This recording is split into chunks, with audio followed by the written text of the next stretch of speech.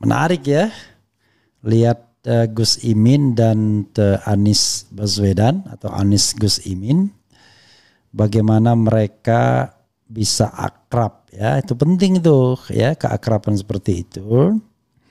Dan ada chemistry ya.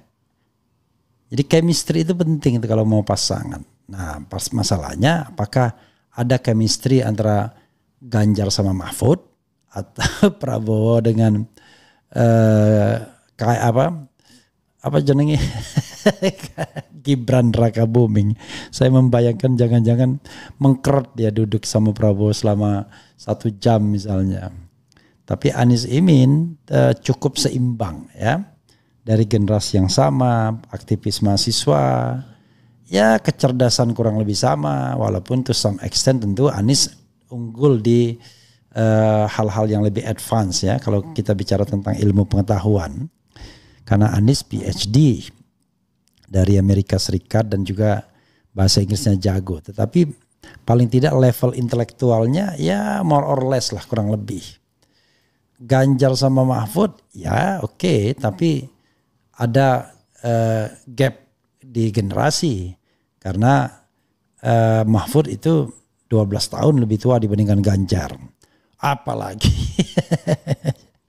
Prabowo Subianto dan itu lebih ngakak lagi karena usia Prabowo Subianto yang tahun ini 72 tahun itu usia Gibran cuma separuhnya. Jadi gapnya 36 tahun, 12 tahun kali 3 satunya. Sementara gap Imin sama Anies ya 69 67 kalau tidak salah kelahiran Imin, 2 tahun saja. Jadi penting yang namanya keserasian itu ya. Oke. Jadi luar biasa ya, sahabat era sekalian. Tapi bukan itu yang ingin saya bahas lebih lanjut. Yang ingin saya bahas adalah ini ya, soal penting ini ya. Saya sangat menghormati Prof. Jimli sebagai ketua MK pertama yang ya dianggap historical development of MK gitu ya.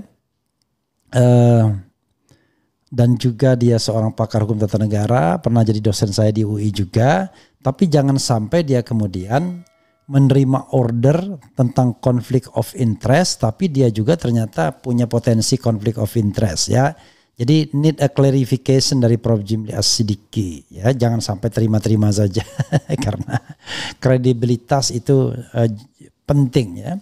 Dulu saya mengingatkan Mahfud MD akan MK yang sudah mulai masuk angin, malah dijegal ya, malah dihalangilah, malah sayanya yang mau dikriminalkan. Ternyata terbukti Akil Mukhtar memang sudah korup ya sejak Mahfud berkuasa. Jadi Mahfud memang 2003 ketika Akil ditangkap sudah tidak lagi di MK, tapi perbuatan korup Akil Mukhtar itu sudah sejak awal, sejak pilkada ditangani oleh MK sekitar tahun 2009-2010, di mana saat itu ketua MK-nya adalah Mahfud MD. Jadi kadang-kadang ya orang tidak mau membuka mata ya terhadap apa-apa yang terjadi. Sama seperti saya berusaha mempersuade ya orang-orang di lingkaran Jokowi, walaupun dengan cara yang mungkin dia bikin dia marah, dan ya 1-2 sudah dalam tanda kutip sudah sadar mungkin ya, tapi yang lainnya die hard susah kan ya. Kadang-kadang saya berpikir sama seperti Ihsanuddin Nursi, apa sih kebaikan yang ditanamkan Presiden Jokowi secara nasional ya, sehingga kemudian kita patut membelanya. Utang luar negeri, proyek mangkrak, ya, masa depan kita terancam, keterpecahan sosial. Tapi kalau misalnya orang perseorangan merasa makmur dan lain sebagainya, ya itu nggak bisa dijadikan ukuran. Atau orang perseorangan mendapatkan jabatan, susah kita. Kalau begitu cara berpikir kita, kalau ukurannya dapat jabatan, ya di awal saya pun dapat jabatan juga. Tapi kan tidak berarti kita kemudian tidak mau kritis. Dan untung teman saya itu tahu kalau saya sudah kritis ketika masih di dalam pemerintahan atau masih di dalam lingkaran BUMN ya. Bahkan ada yang marah-marah, artis senior, kamu nggak sopan katanya, kok sudah jadi komod BUMN kok masih kritis. Nah, tapi biar mereka paham bahwa saya tidak kritis ketika sudah keluar, tapi tetap di dalam pemerintahan berusaha untuk kritis ya. sesuai dengan porsi saya sebagai ahli hukum tata negara tentunya. Oke. Nah ini coba kita bersikap kritis juga terhadap fenomena ini. Jangan sampai kemudian tiba-tiba terbentuk nggak ada gunanya. Karena ternyata orang yang di situ terlibat konflik of interest. Oke, coba kita bacakan ya. Ada nggak hakim yang tidak ada konflik of interestnya misalnya? Oke. Coba kita bacakan berita mengenai bahwa MK membentuk majelis kehormatan. Kalau nggak ada kalau tidak ada kepercayaan publik buat apa ya? Oke, nih breaking news, MK umumkan anggota majelis kehormatan MK termasuk Jimli As-Sidiki. Oke, Mahkamah Konstitusi mengumumkan pembentukan majelis kehormatan Mahkamah Konstitusi MK pada hari ini. Pembentukan itu buntut dari banyaknya laporan dari masyarakat terkait dugaan pelanggaran kode etik hakim konstitusi. Juru bicara tentang bidang perkara MK Eni Nurbaningsi. Ini pun ada konflik of interest juga. Menyebutkan 3 anggota MK adalah Jimli As-Sidiki, Bintan Saragi, dan Wahiduddin Adams. Coba daerah sekalian. Yakin Bintan Saragi dan Jimli As-Sidiki independen ya? Yakin? Oke. Dan Wahiduddin Adams ya. Jadi kalau komposisinya 2-2-1 ini. Oke. Keanggotaan itu merupakan perwakilan dari 3 unsur. Jimli mewakili unsur tokoh masyarakat, oke. Bintan mewakili akademisi, oke. Sedangkan Wahiduddin mewakili hakim konstitusi yang masih aktif, yang posisinya in between, ya. Berkaitan dengan MK-MK, siapa saja yang menjadi bagian dari keanggotaan MK-MK, kami dalam rapat permusyawaratan hakim telah menyepakati yang akan menjadi kebagian MK-MK itu Jimli As-Sidiki, oke. Bintan Saragi dan Wahiduddin Adams, kata Eni di gedung MK Jakarta. Sejumlah orang telah melaporkan dugaan pelanggaran etik hakim MK. Salah satunya laporan dari Pergerakan Advokat Nusantara, Perkat Nusantara, dan Tim Pembela Demokrasi Indonesia. Laporan ini masih terkait dengan putusan usia Capres-Cawapres yang diketok MK pada Senin. Selain itu ada pula laporan dari Perhimpunan Bantuan Hukum dan HAM Indonesia yang melaporkan 5 dari 9 hakim MK kepada Dewan Etik Hakim Konstitusi. Ada Dewan Etik ya. Oke. Pelaporan kelima hakim MK itu terkait dengan dugaan pelanggaran kode etik dan perilaku hakim pada putusan batas usia calon presiden dan calon wakil presiden cawapres. 5 hakim yang dilaporkan PBHI ke Dewan Etik Hakim Konstitusi yaitu Anwar Usman, Manahan MP Sitompul, Eni Nurbaningsi, Daniel Yusmik, Pancastaki Fuh, dan Guntur Hamzah. Dan yang mengumumkan Eni Nurbaningsi. How come, coba bayangkan. Ada pula laporan terhadap hakim MK Saldi Isra yang dibuat oleh Dewan Pimpinan Pusat Advokat Rakyat untuk Nusantara, DPP Arun, nggak jelas ini ya, ini kayaknya. Dan jelas lah, nggak boleh nggak jelas bilang kita. Dan Komunitas Advokat Lingkar Nusantara, Lisan. Oke. Hancur negeri ini, hukum dipakai alat untuk membunuh karakter, KPK polisi sekarang MK. Oke. Sahabat sekalian, kenapa saya kemudian membuat judul di ini ya? MK bentuk majelis kehormatan, kok Prof Jimli ikut, bukannya tim Prabowo juga? Klarifikasi, oke. Ya, karena di sini ada berita ya. Saya sendiri punya pengalaman ya. Pada waktu sebelum capres-capresan ya, Prof Jimli cukup sering berdiskusi dan merapat ke Prabowo. Tapi saya tidak tahu apakah kemudian akhirnya jadi tim sukses atau tidak, atau jadi tim dalam dapurnya Prabowo atau tidak. Ya, jadi kita tidak boleh ada dusta di antara kita kan. Dulu bersama misalnya mantan ketua DPR Marzuki Ali juga ya diundang untuk memberikan masukan dan lain sebagainya, termasuk saya juga pernah diundang ya sebelum kemudian saya lebih tegas garisnya kepada mendukung Anies Baswedan misalnya. Nah ini jangan sampai kemudian kita menyidangkan yang namanya konflik of interest ya. Kok yang ditunjuk adalah orang yang punya konflik of interest juga. Dan jangan lupa mayoritas hakim yang diadukan tersebut kan hakimnya mayoritas yang diadukan. Mereka juga yang menunjuk ininya. Coba bayangkan ya. Pening kita kan. 5 hakim yang diadukan. Saldi ikut diadukan juga. 6 hakim yang diadukan. Ya kan? Kenapa Arief Hidayat enggak diadukan? Karena Arief kan juga ngomong mengenai penjata. Oke, 6 orang yang diadukan. Nah, Sekarang pertanyaannya 6 orang diadukan. Lalu mereka yang memilih dewan etik bagi mereka di mana MK itu bisa sampai memecat. Lalu yang dipilih adalah orang yang dekat dengan salah satu calon misalnya. Nah, perlu Bintan Saragi juga perlu deklarasi apakah dia punya preferensi atau tidak ke Presiden Jokowi. Karena kita lihat gini loh, paling gampang adalah membaca statement-statement ahli itu di dunia akademik. Semuanya itu punya preferensi, ya. You name it, siapapun punya preferensi. Kelihatan tuh secara konsisten. Cuman ada yang temporary, mungkin based on karena ya mungkin ada proyek, misalnya survei dan lain sebagainya. Ada yang permanently karena ideologi, yang sifatnya karena ideologis. Jadi kita bisa lihat tuh, seorang Jim Lee apakah dia sekarang independen ya for this now untuk saat ini. Apakah Bintan Saragi track recordnya menunjukkan independen?